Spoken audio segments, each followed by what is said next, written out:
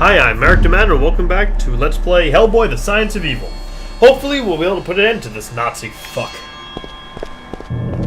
Pardon my language. Oh, Kriegers! A mustache man who doesn't look a lot like him.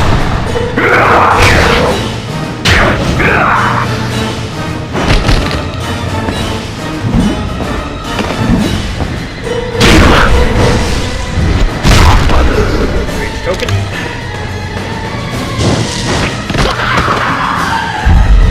Oh, Krieger.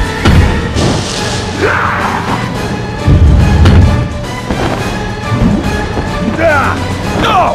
I misspoke before. This game is 2008.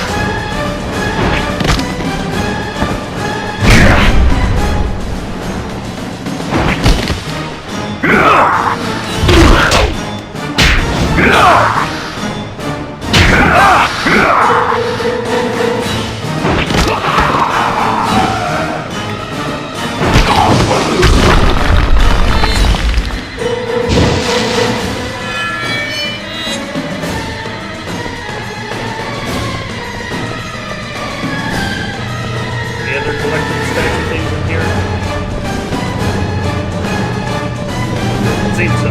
Let's move on.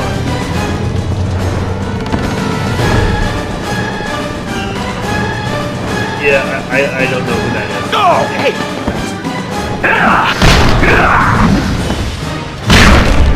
No!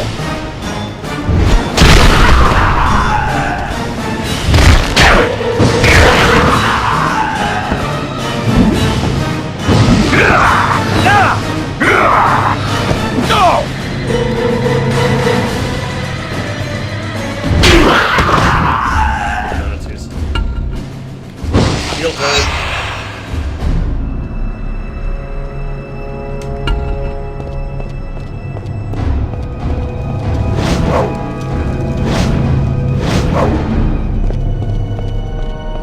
Very sinister looking room. I wonder if there's anything behind the fireplace.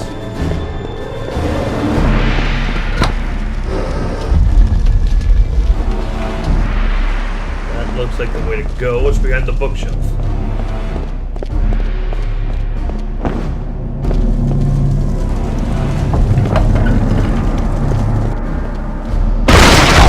Secrets. Lovely.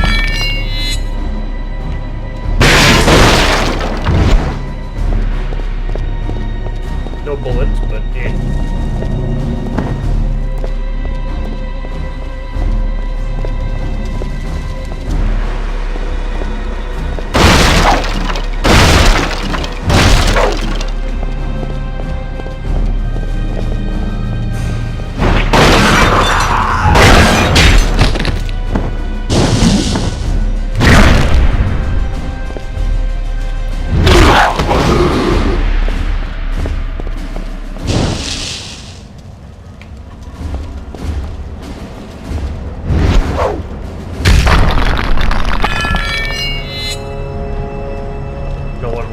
That.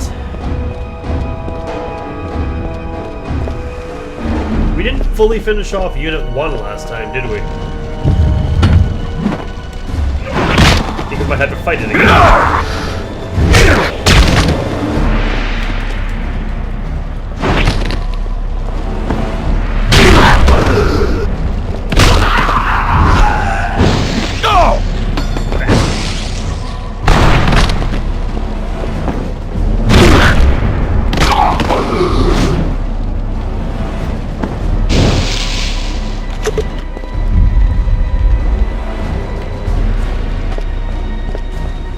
There's another crow.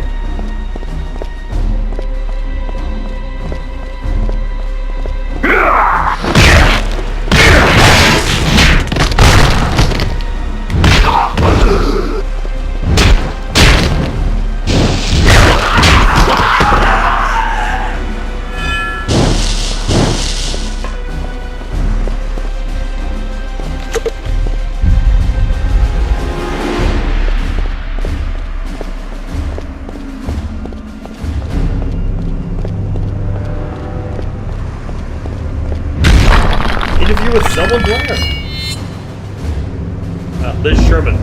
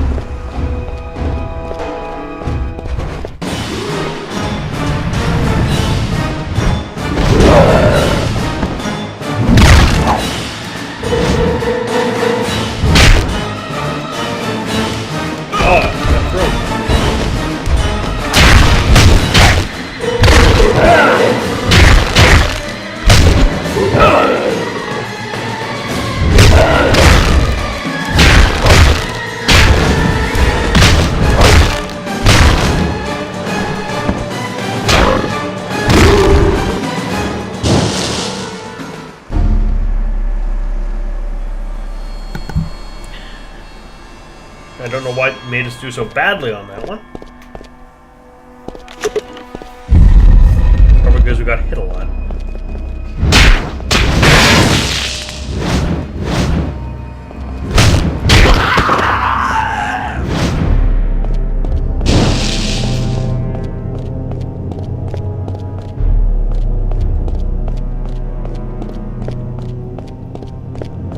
Bullets, good.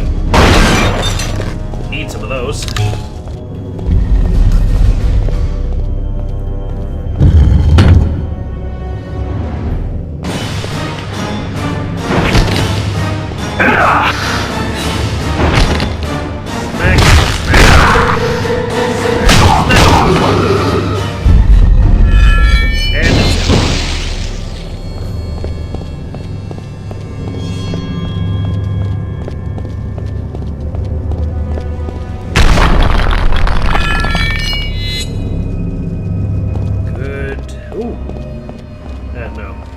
We're already full on health. We don't need the health back.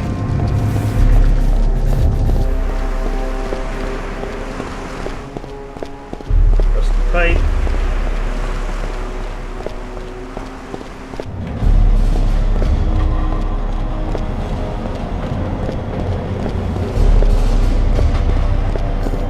Looks like a third-person Wolfenstein almost.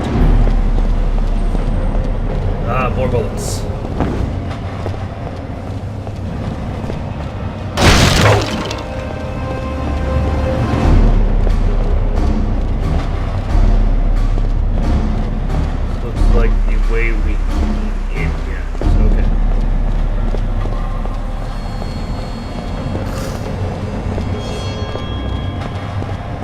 Two monster killer grenades. I don't think we've really used a single grenade in combat yet, except that one we tried to throw at the witch. Yeah, this feels like the path to a final boss, doesn't it?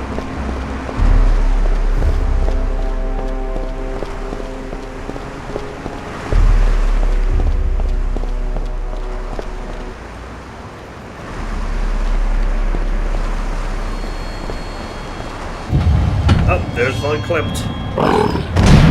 There's one key. Unit 1. Finally! Yes, finally! We can finish this. Good work, Unit 1. My ultimate project is finally completed! With this last bit of energy, I will bring about not only your destruction, but also the end of everything you fight to protect! Uh-oh.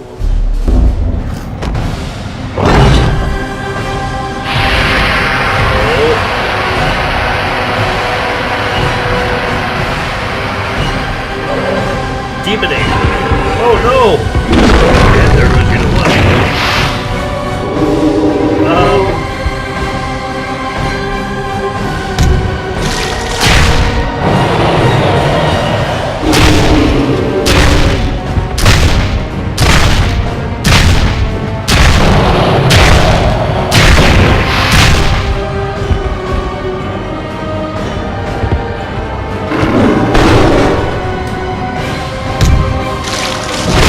Throwing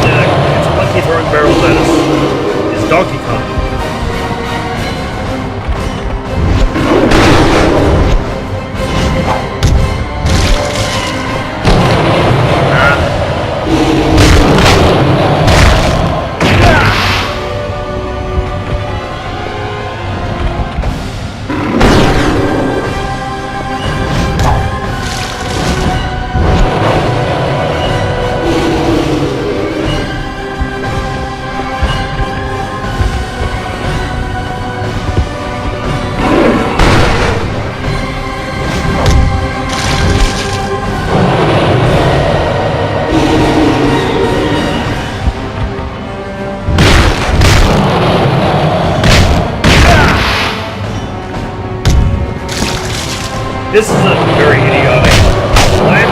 Make a giant demon monkey. I have made a Cthullu imp because I am an evil genius.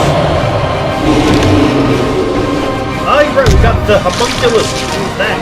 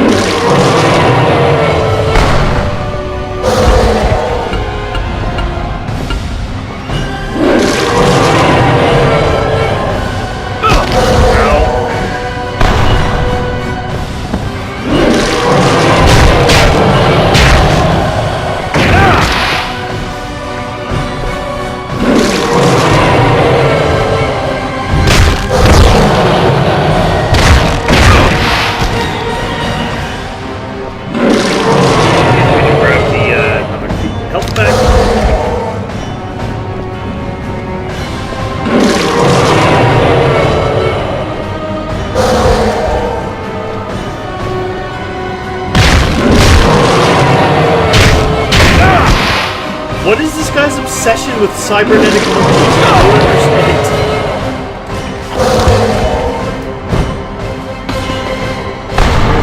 Did he kill it?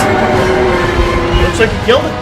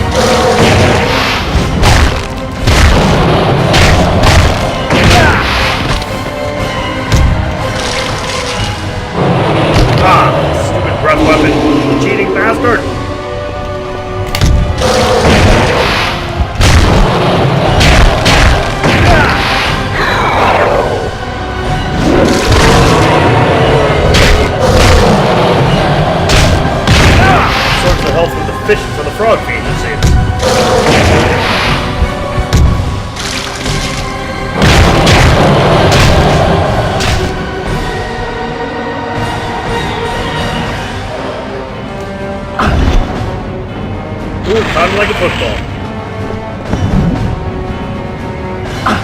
Ooh, I rammed him right in the demon ape.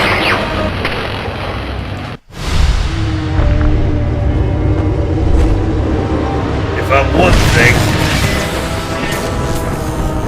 it's thorough.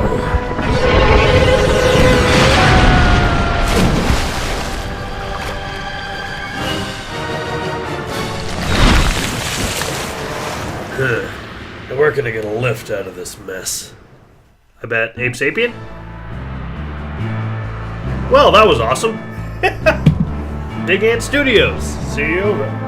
Yeah, so that was Hellboy: The Science of Evil. I thought that was pretty fucking awesome.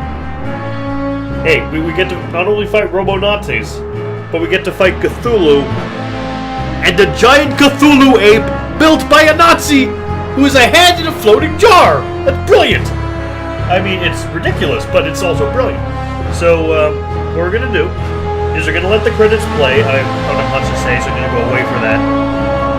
Then I'll come back when the credits are over, and we're gonna look at the concept art we've unlocked. Then we're gonna do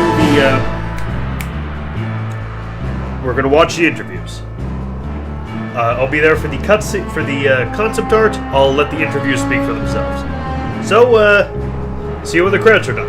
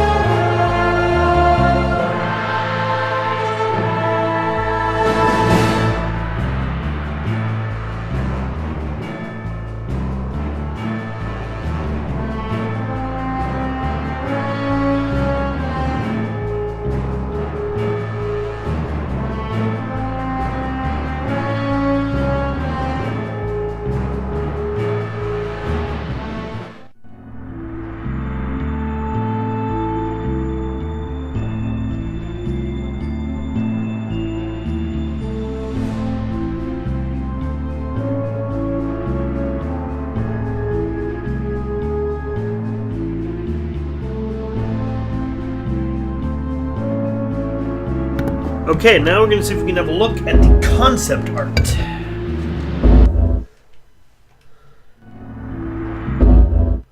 Graveyard.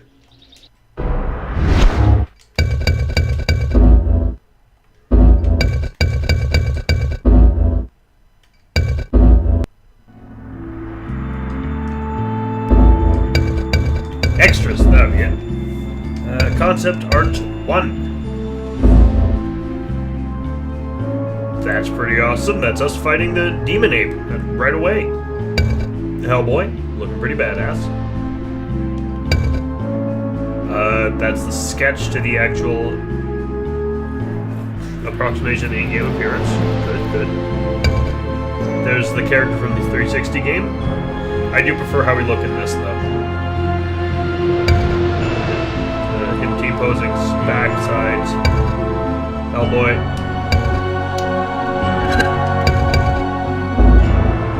There's a cyber ape. Another cyber ape. That's a Bambini. That's a Bambini rider. That's a blue Oni. Krieger's one with a hat, one without. The old monk from level 2 from Japan. Red Oni with a spear. Yeah, they never actually used the spears, did they?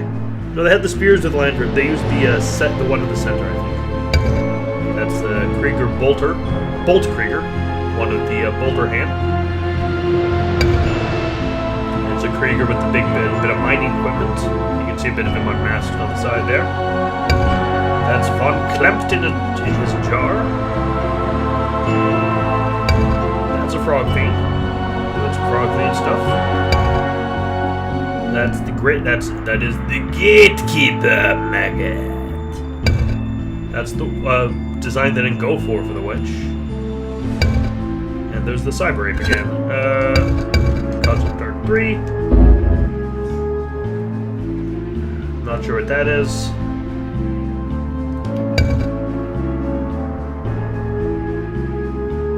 Graveyard. These are areas. Catacombs. Cathedral.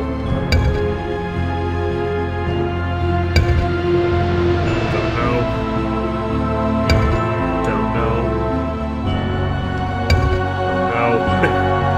I think that might be Japan, actually.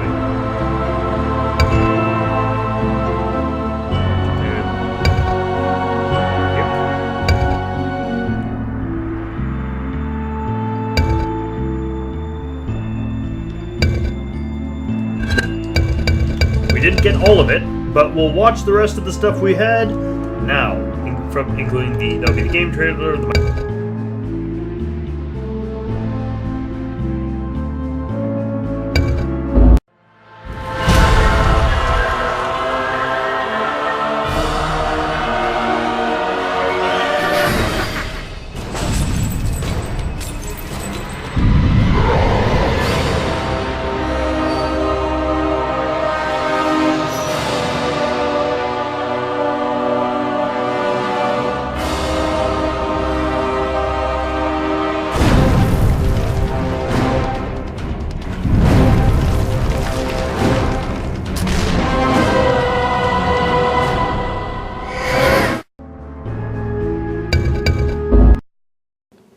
It's not that much different than having gone through this with Ron and Selma doing the animated Hellboy films.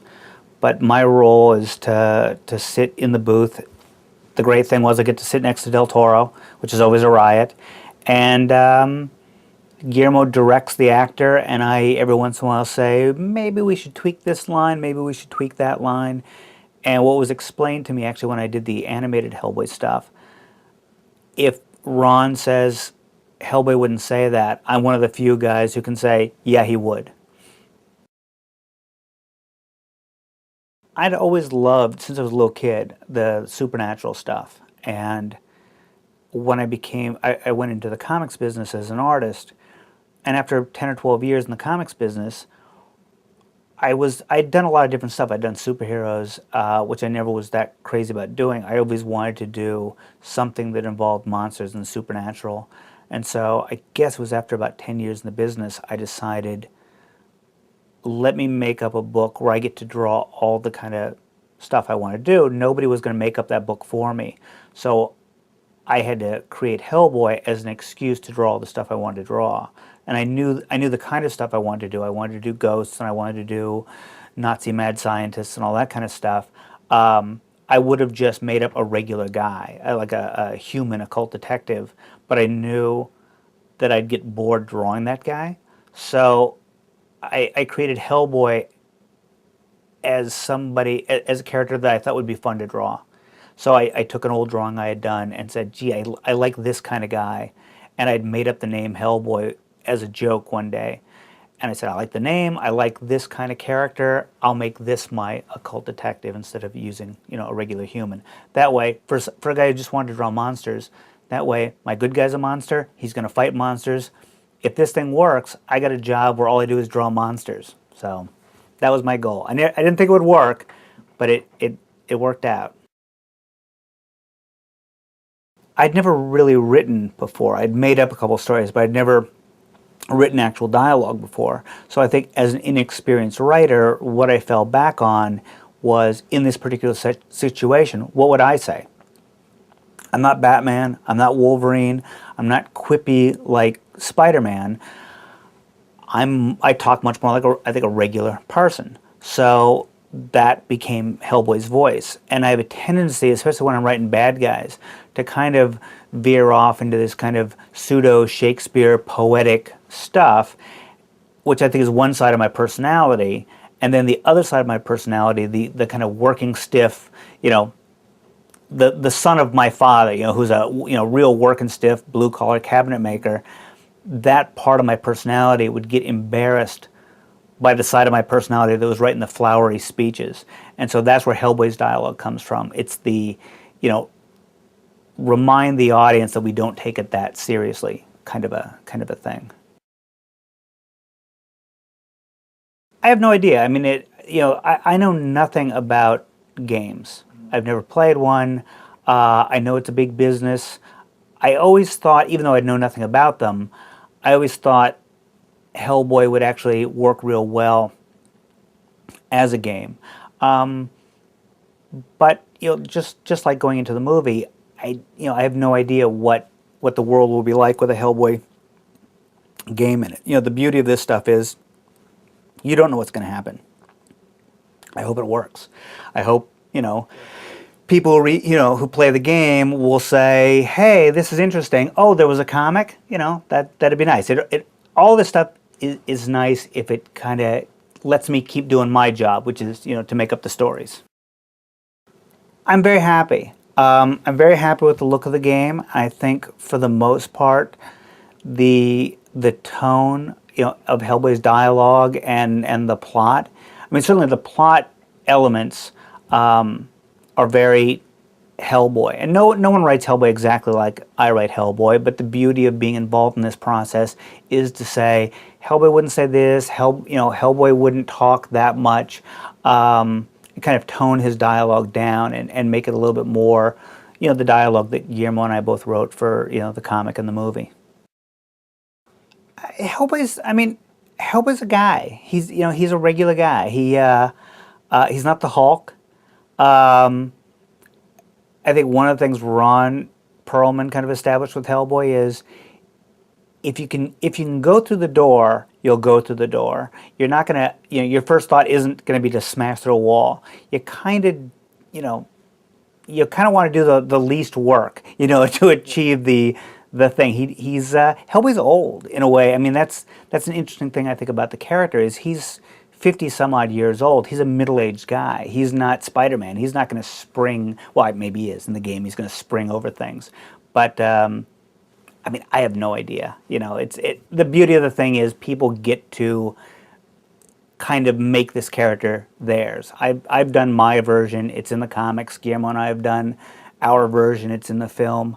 But I think the beauty of this is people, maybe, a younger player might, play a younger Hellboy. I'm old, so I write the old Hellboy. When we first were working with Ron, I remember being at I guess one of the creature shops, and Ron he wasn't getting made up, he was just doing a body cast. He was just sitting around talking. And Guillermo and I started laughing because he was already Hellboy. The beauty of Ron is he's so much that guy. He doesn't put on that blue-collar, working stiff persona. It really is him. So at the end of the day, you can always say to Ron, how would you say it? If anything, sometimes there's a case where you just go, you don't have to act. You are this guy. I have no experience directing actors, so I don't know what it's like to try to make, get a guy be something radically different than what he is. But we always knew from day one, Ron was Hellboy. And if we could get him, if we could get a studio to say yes to him, he'd be perfect. And now, it's impossible to think of anybody else playing that character. So, it's really easy doing Hellboy with Ron. And same with Selma. Selma, came in and created that character. Well, you interviewed Selma. You've seen you've seen how unique she is. No, she's just got this great spirit. She's got this great. I hate to use the word spunky. But somehow that's the word that comes to mind. She's just this little, ball of fire, with a very unique, dry wit and a dry turn of phrase. I don't really know what to say about it, but you put it, you tell her she's Liz Sherman, and it just comes out. It's great. Yeah, it's funny because Hellboy 2 has kind of drifted around for a while. I mean, it was, I think within a year of finishing Hellboy 1, Guillermo and I sat down and wrote the story for Hellboy 2. And then it just kind of, it was going to happen, then it wasn't going to happen, and very much actually like the first film where it took a long time to get it made. Hellboy 2 took a long time. And I would periodically hear from Guillermo, there's going to be this meeting or there's going to be that meeting. And then I actually do remember now where I got the phone call. I had heard that there was going to be this meeting and it was going to be the kind of, make or break meeting. And I was standing, I was taking out the garbage and my cell phone rang. And it was the producer calling me to tell me that the meeting had gone really well. And 2 minutes later, it was Guillermo calling to say, they're doing it, Magnus, they're going to make the movie. That's as much of an imitation as I do of Del Toro.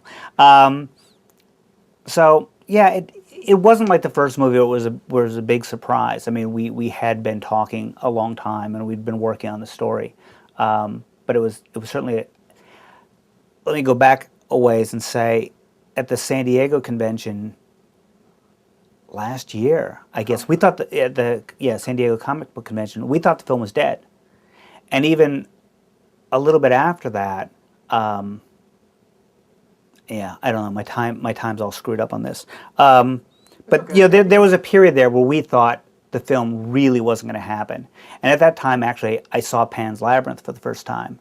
And so to see Guillermo's fantasy film, and I knew the story we had come up with, and to see suddenly what he could do with it, seeing him deal with that subject matter in a film, and then realizing, oh my God, that's what Hellboy 2 would kind of, that's the kind of world we'd created for Hellboy 2, and oh my God, we're not going to get a chance to do that. I mean, it was really heartbreaking. So, when we got the go-ahead to do it, it was a pretty big relief.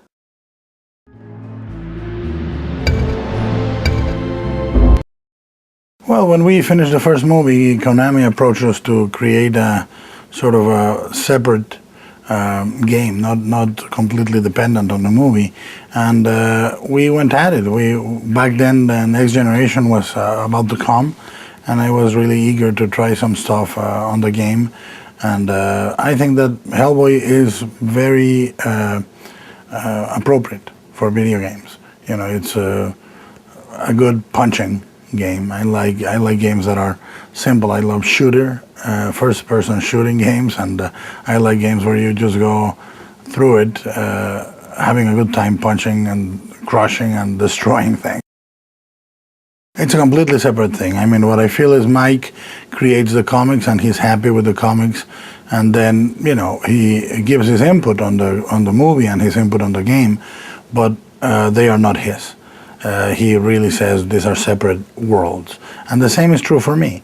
I create the movie, but I don't intend the movie to be slavishly recreated in the video game. So we give them a few pointers on the lighting, a few pointers on the set design, ideas for the mapping of the levels and so forth, but not much. I think that a game is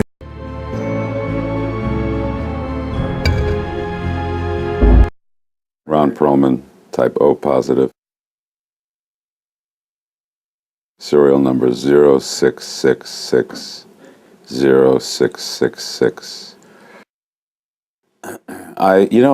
This was more story oriented than most of the video games that I do. I've done others, and this played like a script, in a kind of a linear fashion. I didn't feel like I was, going back and forth with, like, if you play it this way, then then there's 14 different options of what might happen. So you're exploring each scene 14 different ways. This was kind of very situational all the way through, and seemed to be progressive, and very intelligently written. Very intelligently written. I've done different versions of this character, and Guillermo kind of sets the bar with the writing of this the screen character, who's really witty and funny, truly funny, and so is our Hellboy in this game, which is very refreshing. It's kind of just hit me. Well, I mean, there's the obvious aspect of bringing an iconic character who has a major effect on a portion of the population to life, and knowing that you kind of have a responsibility toward trying to live up to people's expectations and honoring what it is that turns all these people on about this guy. So there's that, that's the challenge aspect of it. But then there's this, he's truly a mythic character, but with the trappings of a real underachieving kind of personality. And he's a lot of fun. He's very irreverent. He's very unmotivated. He's very adolescent. He's very low tech. And he's the kind of guy you think you'd be sitting next to at a testosterone-filled Super Bowl party. The ultimate popcorn-eating, pizza-eating, beer-guzzling slob who happens to have these mythic abilities, So, he's a great character to play, and he's a really good character if you have to play someone over and over again. Well, I didn't have to spend 4 hours getting made up. But he's not a difficult character to kind of shift into, He's kind of naturalistic, and I don't do any major transformation to play him. But I was delighted that he was as funny as he is in the game, and as cynical, and as kind of like he's playful. He plays with his adversaries in a kind of a real schoolyard jock, gamesmanship oriented way. Psychs them out, toys with them, and the more perverse they are, the more perverse he gets. Fun. He's a fun guy to work. He's a fun guy to be around. Fun guy to work with, and I don't know anybody any smarter than him. So what one does is basically sit back and say, tell me what to do, and I'll be putty in your hands. So I let him. He runs the show, and I'm the vessel. Well, they're both nice people. They're both very, very perfect for their roles. We're the three freaks. We're the three kind of outcasts. So we're the core of the Hellboy world. And our bond is quite profound and quite deep. And I can't help but look at Doug and Selma and think that, oh yeah, those are my fellow freaks.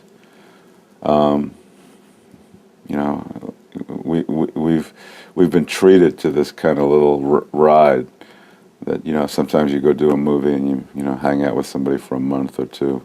This is going to be years and years and years of these three freaks kind of showing up. Not to mention 40 years from now, all of the Hellboy conventions that we'll go to. How did I hear about it? I heard about it from Guillermo. I called him about something completely different. He said, "My friend, what are you doing? You freak, come to my house tonight. We have to celebrate." I said, "Celebrate what?" He said, "The studio is greenlighting the movie, you freak." And so we celebrated.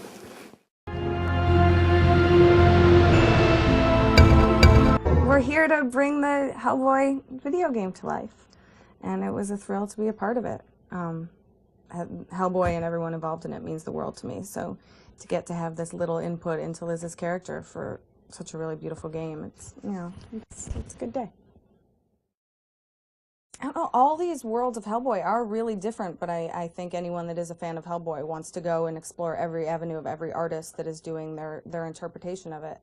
And I didn't know anything about Hellboy before I did the movie, and then, of course, once I was so immersed in Guillermo's world on the live-action film, I fell in love with his passion and Mike Mignola's passion, and of course I read all the Hellboy comics, and they're, you know, the movie is so true to the comic, but still, you know, so different, the way even I played Liz, and then getting to do, you know, Sword of Storms and the animated one, it's a whole different look, but still has the kind of sarcasm and the kind of monotone that our characters have that's so different than a lot of other action heroes. And then just now I just saw a little bit of the video game, and it's gorgeous. There's not enough of Liz in it, but I got a couple grunts in. Got a couple it was really beautiful. I'm excited. I don't play video games. I thought it was gorgeous. Yeah, you know, it's a strange thing for me because I have such a peculiar way of acting, especially for Liz, because for the Hellboy 1, she was very kind of numb and didn't really have a lot of action. She was a girl that was afraid to take a step. It was really Hellboy's world, and she was kind of figuring it out. And so to do these things in the animated one and then in this video, to get to see Liz, you know, as having a strength that's going to be able to, you know, step into her skin and really get up there and defend herself and her team. I'm hoping to see a lot more of that in Hellboy 2, because that would be so much fun to really play a, you know, kind of an action hero. But I guess it's different because I talk with such a monotone as Liz, and so to just sit here and do some grunting or something, you're like, ooh, I don't know if that'll translate into a video game. It's like I'm on some type of drug or something. So I think you have to just get rid of the embarrassment and just go, and just, you know, it's fun. I don't know. Yeah, I do. I have a real appreciation for it now. I mean, I'm being introduced all the time by either Hellboy fans or, you know, just friends. My ex-husband was a huge comic book, huge graphic novel geek, and, you know, goes to Comic-Con all the time. And I have a huge appreciation for it, and I love the stories. I love the darkness of it. I love Neil Gaiman stories. I love all the Crow stuff, and yeah, I mean, especially Hellboy.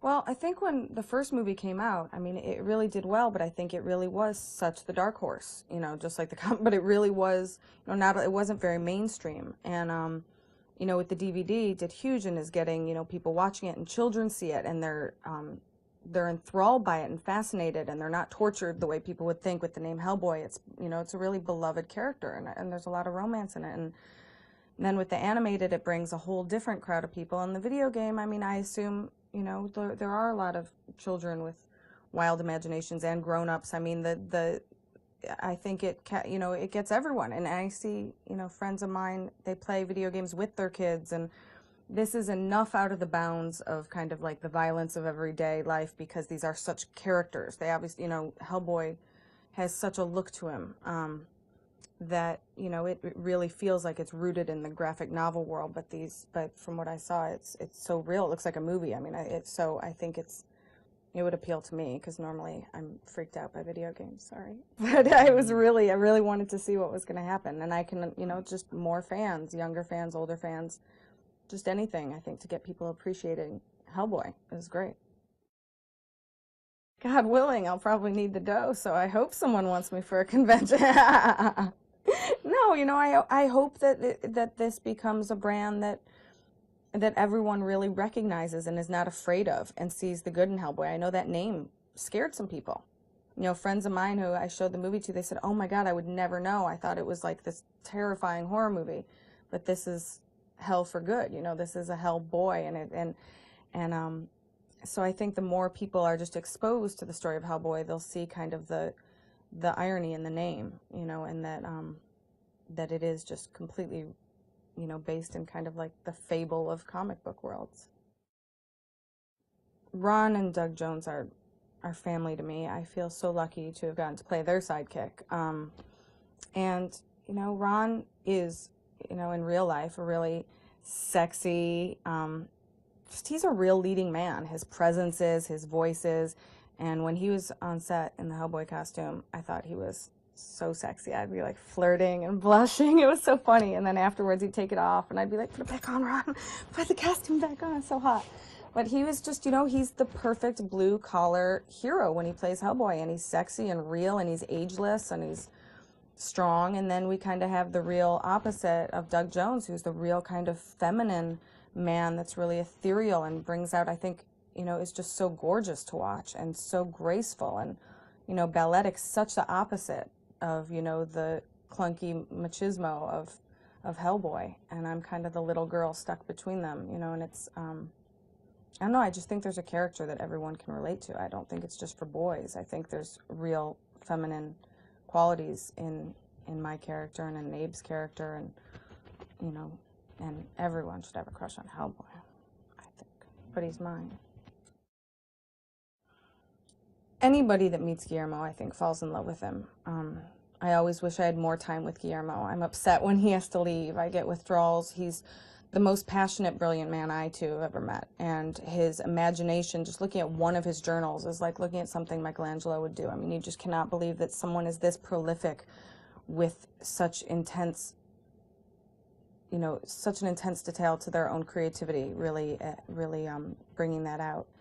And so to have him as a director on set was like walking into his imagination. These worlds he created were really there. It was, pre-production was huge, and he had these massive sets and everything. So to see him here today, I imagine it's just not even comparable. I mean, because it lives on its own, this video game, but it is, you know, based a lot in what, you know, Guillermo helped create for Hellboy. But I think it's probably funny for him, because probably one of the last things he ever considers is, you know, our voices or anything. It's so much about the look and the feel, and so he's probably scratching his head like, don't have another Academy Award to go win, because this is I don't know, I can't imagine. But he's a perfectionist, and he doesn't want things to just be okay. He wants everything to, he's passionate, and he appreciates the fans, and I think he really wants them to enjoy this video game and have it be a real companion piece to the worlds that he's creating. Yeah, when we wrapped the first Hellboy and I saw how good it was, I thought, oh, for sure we'll be making the other one, you know, right away. And that was just something I was really counting on, and I'm so excited to be back with everyone. It just kind of, it was taking a while to find its home, and so I kind of just forgot about it and was sad. But then I got a call from Guillermo late one night, and he's like, "Oh, I'm so excited, monkey brain," that's what he calls me. Yeah, he just said, "We're going, and it'll be in Budapest and maybe a bit in London, and we're going to have a great time." And that was like the best phone call I've had all year. It was really made me happy. So, and the longer the better. I'm happy to be there. I just know Liz will have a little more humor in the next one. I mean, she finished the first one in a place of strength, having used her power, so I imagine that'll carry over. And you know, I'll be happy to be tagging along Hellboy, but hopefully I'll give it back to him a little bit more. I guess the aspect of Hellboy that surprised me the most is what a beautiful love story it is, and how important a love story is to Guillermo. Watching his other movies, they're all really, you know, Devil's Backbone and Pan's Labyrinth are so rooted in human perseverance and, you know, what we would do for one we really love when we're in a really dark spot, and the evil on this earth too, and so I think that really surprised me, that how beautiful the film really looked, and I can only imagine Hellboy 2 is going to be that much more gorgeous now that people are so familiar with what Guillermo can create, you know, that he can add that to Hellboy 2 as well, a kind of poetry. But Yeah, I think I was really surprised by how moving the story is, the father-son love story, and how much the misfits of Liz and Abe and Hellboy really care for each other. Hi, thanks for watching. This has been played and recorded by me, Marek D'Amato. The art was by Rafaela Agrona, and you can find a link to her commission page in the description below. See you next time.